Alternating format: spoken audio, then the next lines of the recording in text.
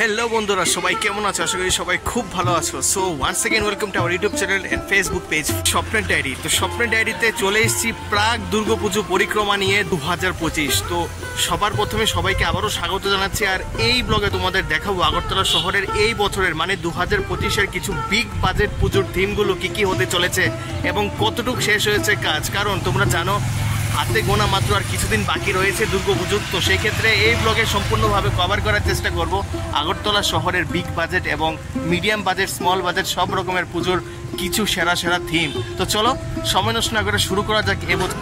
তো আসলে বন্ধুরা, সবার প্রথমে যেটা দিয়ে শুরু করেছি সেটা হলো ভারততত্ত্ব সংঘ, একটি বনেদি ক্লাব। তো এবার ভারততত্ত্ব সংঘ কিন্তু যেটা উষাবাজার স্থিত, সেখানেও কিন্তু আয়োজন করা হয়েছে জাটুলি শিব মন্দিরের সবচেয়ে বড় এশিয়ার মধ্যে যেটা রয়েছে মন্দির, সেটার আদলে তৈরি করা হচ্ছে এবারের প্যান্ডেল। এবং আগে ওই জায়গাটাতে হতো পূজা, কিন্তু এখন এবছর খুব বিগ বাজেটের পুজোর মধ্যে অন্যতম হচ্ছে এই ভারততত্ত্ব সংঘ ক্লাব। তারপর সোজা এখান থেকে আমরা পৌঁছে গেছি কুঞ্জবন স্পোর্টিং ইউনিয়ন। আনন্দ স্রোত তাদের এবছরের থিম। তো এবছর থিমের আদলে কিন্তু তৈরি করা হচ্ছে, সুন্দর করেই প্রস্তুতি চলছে জোর কদমে, দেখতেই পাচ্ছ। কিছু শুটস নিলাম তোমাদের জন্য, দারুণ কিন্তু দেখাচ্ছে এখন থেকেই। তারপর আরেকটি সংঘ যেটা আরাধন সংঘ, সেখানে কিন্তু পুতুলের নাচ রয়েছে এবারের থিম। আর এটা কিন্তু স্মল বাজেটের মধ্যে অন্যতম একটি আকর্ষণীয় মন কাড়া একটা থিমের আদলে কিন্তু প্যান্ডেল তৈরি হচ্ছে, যেটা সত্যি খুব ভালো হবে।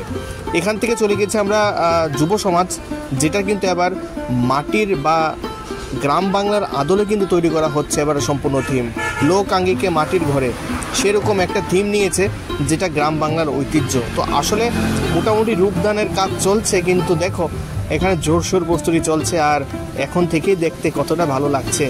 তো যুব সমাজ ক্লাব প্রত্যেক বছরের মতো যেটা কিন্তু রয়েছে আমাদের জয়নগর, তো এখানে মোটামুটি প্রত্যেক বছরই, গত বছর কিন্তু এখানে একটি খুব সুন্দর থিম তৈরি করেছিল রবীন্দ্রনাথ এবং ত্রিপুরাকে নিয়ে। তো সেক্ষেত্রে এখানকার এই যে ক্লাবটা, এটা কিন্তু প্রত্যেকবারই কোনো মানে অন্যরকম সব থেকে আলাদা আলাদা থিমকে কেন্দ্র করে কিন্তু প্যান্ডেল তৈরি করে। তো সেই ক্ষেত্রে কিন্তু এবছরও খুব সুন্দরই কাজ চলছে যুব সমাজ ক্লাবের। আর এরিয়াটা কিন্তু সব থেকে সুন্দর কেন, কারণ সামনে পুকুরও রয়েছে একটা, এবং দেখো এখানে জোর কদমে কাজও চলছে। এন্ট্রান্সের জায়গাটা কিন্তু এরকম ছিল।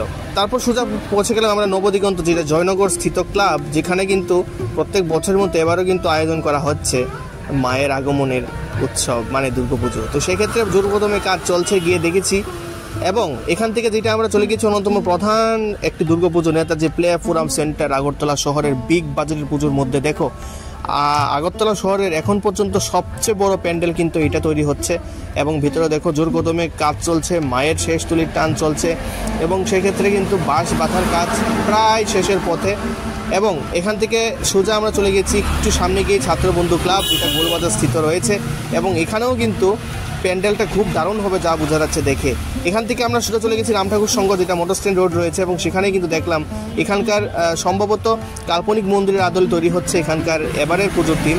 তো সেক্ষেত্রে এই জায়গাটাও কিন্তু চরম উত্তেজনা স্থিত এখন। তারপর এখান থেকে আমরা সোজা চলে গেছি আরেকটি খুব জনপ্রিয় ক্লাব, দেশবন্ধু চিত্তরঞ্জন ক্লাব, যেটা রয়েছে চিত্তরঞ্জন রোডে। এবং এবারকার থিম কিন্তু এখানে দেখতে পাচ্ছ আমাদের যে বীর সেনানী, তাদের প্রতি শ্রদ্ধাঞ্জলির একটা থিম তৈরি করেছে। তো সেক্ষেত্রে কিন্তু দেখতে দেখো কত সুন্দর লাগছে এখনই। তো আশা করি এবারকার থিমও কিন্তু লাইট অ্যান্ড সাউন্ডের মাধ্যমে কিন্তু ভালো হয়ে উঠবে। তারপর তিরুপতি মায়ের আগমন হচ্ছে আমাদের ফ্লাওয়ার্স ক্লাব, যেটা রয়েছে মঠ চমুনিতে। এখানেও কিন্তু বড়সড় আয়োজন করেছে প্রত্যেকবারের মতো এবছরও। তো দেখতে সত্যি খুব সুন্দর মনে হচ্ছে, আর প্যান্ডেলটা দেখো কত উঁচাতে রয়েছে। তারপর কুঞ্জবন সেবক সংঘ, এটাও কিন্তু রাজ্যের বনেদি একটি ক্লাব। এখানকার থিমও কিন্তু এবার একটু অন্যরকমই রয়েছে। তো দেখতে দেখো কত সুন্দর মনে হচ্ছে চারদিকটা, আর যেহেতু খোলামেলা এরিয়া রয়েছে, জায়গা বড় রয়েছে, সেক্ষেত্রে সুন্দর করেই ওরা কিন্তু আয়োজন করে। তারপর শান্তিকামী সংঘ মানে বুদ্ধ মন্দিরে আমরা পৌঁছে গিয়েছি। এখানকার থিমও এবার কাল্পনিক মন্দিরের আদলে তৈরি হচ্ছে, তবে এবারকার পুজো কিন্তু অন্য বছর থেকে একটু অন্যরকমই লাগছে, কারণ প্যান্ডেলটা একটু অন্যরকমই দেখা যাচ্ছে।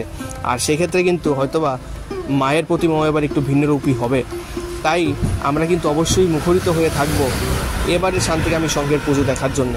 তারপর এখান থেকে আমরা সোজা চলে গিয়েছি রাজ্যের আরেকটি ক্লাব, সংহতি ক্লাব, কেয়ার চমনি স্থিত। এই ক্লাবে কিন্তু প্রত্যেক বছরের মতো এবারও কিন্তু আকর্ষণীয় থিম রয়েছে, সম্ভবত কাল্পনিক মন্দিরের আদলে তৈরি হচ্ছে।